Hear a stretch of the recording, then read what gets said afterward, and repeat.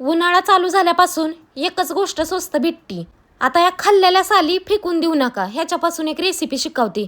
आत्ताच्या पोरांना कलिंगड खायलाच येत नाही. आमच्या टायमिंगला लाल थोडासुद्धा भाग दिसायचा नाही बरं का. सगळं तळसून हाणायचो आम्ही. कलिंगडाचं मागचा पुढचा भाग क्लीन करायचा. त्यानंतरनी छोटं छोटं तुकडं करायचं क्यूब साईजचं. आणि त्यानंतरनी 1 वाटी साखर, 1 वाटी पाणी. आता तुमच्या अंदाजाने घ्या जेवढी तुमची क्वांटिटी. आता ज्यांना अंदाज येत नसेल त्यांनी मग समजून जा की आपल्याला अजून काही स्वयंपाक जमत नाही. कारण अंदाजावरती स्वयंपाक बनतो बरं का.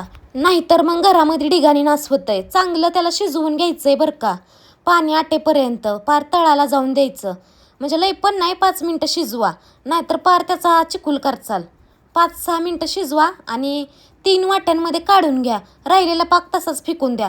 त्यानंतरनी आवडीचं कलर टाका. असं काही नाही मी घेतल्यात तेच. तुमच्या आवडीने काळा टाकायचा असला तरी टाका आणि पांढरा टाकायचा असला तरी टाका बरं का. काही म्हणतात black is my favourite. Colour mix करून घेतलं की फळीवरून एक ताट काढायचं. त्यामध्ये टिश्यू पेपर हातरा आणि त्यावरती हे सगळं पसरावा बरं का. आणि व्यवस्थित पसरावा सुट्ट. आणि फॅन खाली सुकवा किंवा उन्हामध्ये सुकवा. शक्यतो फॅन खाली पण चांगलं सुकतंय. मी आपलं 1-2 तास उन्हामध्ये ठेवल्यानंतर फॅन खाली सुकावलं. हे ताट घासायचं जरा झंझट आहे त्यामुळे जरा भिजवून मग धुवा.